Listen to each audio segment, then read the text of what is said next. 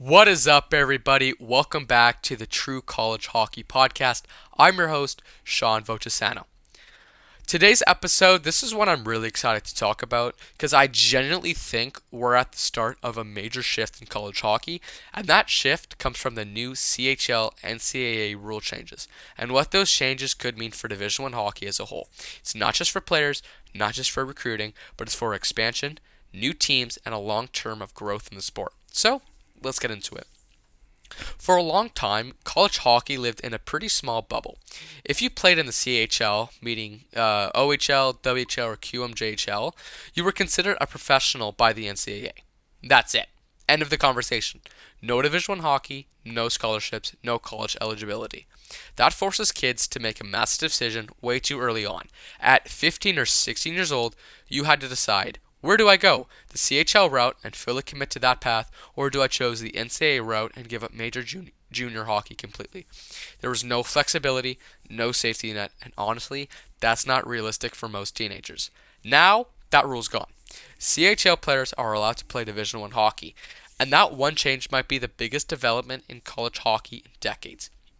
Because suddenly the NCAA talent pool just exploded. You're talking about hundreds of players every year who are now eligible to play Division 1 hockey. High-end players, mature players, guys who've played in packed barns, under pressure, against older competition, and that immediately causes a ripple effect. Because the next logical question becomes, where are all these players going to play? Right now, Division 1 hockey has under 70 teams. When you compare that to other colleges' sports, it's not even close. College basketball and college football both have well over 100 Division 1 programs. College basketball has 300.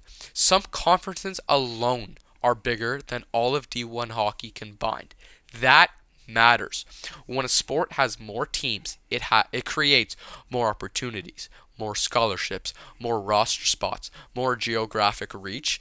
Hockey has always lagged behind in that area. Not because the sport isn't good enough, because access has been limited. This CHL rule change helps remove that limitation. More eligible players means it becomes more realistic for schools to start D1 programs. Universities don't add sports just for fun. They look at talent availability, interest, costs, and long-term sustainability. This rule makes hockey more viable than all of those fronts. And that's why I think we're heading towards an expansion era in Division 1 hockey. Let's talk about some of the schools and regions that could realistically be part of that expansion. One school that comes up a lot is TSU, or Tennessee State University. And Tennessee State is really interesting for a few reasons. First, they already have a team and an arena. They had a really good club hockey team for a while now, so it makes sense for them to move up. So believe it or not, starting next season, the 2026-2027 season, they will be playing. And I think that's because Nashville is a legit hockey city. The Predators have done an incredible job growing the game in the area. Second, TSU's already shown interest at the club level. That's also usually the first step. Now, imagine being TSU and realizing now you can recruit CHL players, NCAA transfers, and developing a competitive roster that's faster than ever before.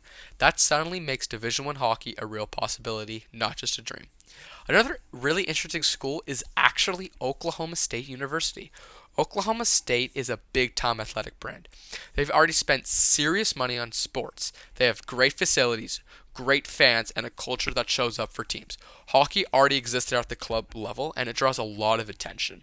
With more available talent, especially older, more developed players from Major Junior, a school like Oklahoma State could realistically make the jump if the conference structure and funding makes sense. Believe it or not, they're already in plans for making a Division 1 hockey arena. And it doesn't stop there. You can look at other schools. You could look at Texas. You could look at maybe Arizona. You could look at North Carolina. You can even look at more SEC area schools. The idea that college hockey has to live only in the Northeast and Midwest is outdated. The NHL proved that hockey can work in non-traditional markets. College hockey can follow the same blueprint. And there's another big piece that doesn't get talked about enough. Expansion isn't just for the schools, it's for the players.